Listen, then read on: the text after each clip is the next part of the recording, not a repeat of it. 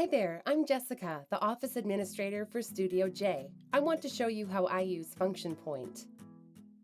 I'm responsible for maintaining and updating the system, so I spend a lot of time in the admin area. If someone needs a new look for a printout, I'm their gal. Today, for example, one of our account guys landed a big new client that needs hours and rates on estimates. To accommodate that, I'll copy the custom printout we've already made. Rename it, and implement the change. That way, everything is still laid out and branded properly.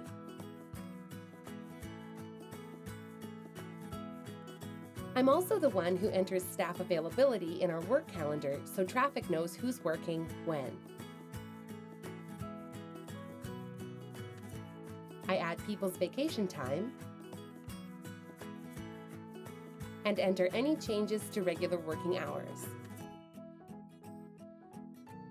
Now, our traffic manager can open the resources link to see what I've done. We just hired a new account executive, Jamal, because a different staff member went on maternity leave. It's my job to make sure Jamal is set up in Function Point. Since Julie won't need her account while she's hanging out with her new baby, I'll deactivate it. Next, I add Jamal as a contact for the agency, making sure I mark him as staff. Now, I can go into the admin staff page and give Jamal the license Julie was using. His username is his first name and last name with a space between them. His default password is his first initial and last name, all one word, all lowercase. Jamal's going to stay with us even after Julie comes back, so when she does, I'll email the Function Point support team and ask for another license. Now, Jamal needs permission to do stuff. Since we've already got a permission set for account executives, I'll just give him that. He's going to bill out at the standard blended amount for all our services, so I'll leave his rates as they are. Another thing I do is update permissions for existing staff. Yesterday, our traffic manager told me she needs one of our account executives to stop messing with her schedules. I'm going to make it so he can't do that anymore. I could remove the permission just for him, but that could make for an awkward conversation, so I'm going to implement it for all our account executives. It's a pretty similar process to manage people's alerts. The boss says studio staff aren't reading the notes he pins to their dashboards, so he wants them to start getting emails about it. I can make that happen. I'm also the one who maintains lists.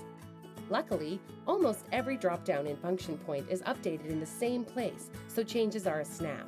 Our CEO wants our estimate terms to be more specific, so I'll go ahead and fix that for him now. One list I can't update here is our list of services. Our photographer just finished a course in videography, so we want to start offering that service internally instead of outsourcing to freelancers. That means I need to add it as an internal hourly service. I'm not done yet.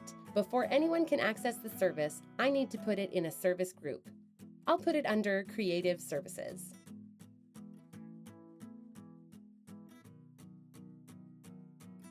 Now it's available for selection under that group when our accounts people build estimates. Adding expenses is pretty similar. I create the expense and then add it to a service group. I update company and contact records for our clients and vendors too. Indigo Juice has a new address, so I'll find their details and fix that.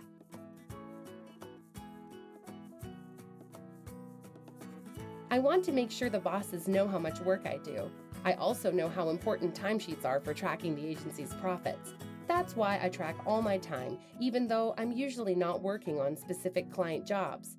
Usually, I track to an internal admin job. And that's about all I have to show you. Thanks for watching.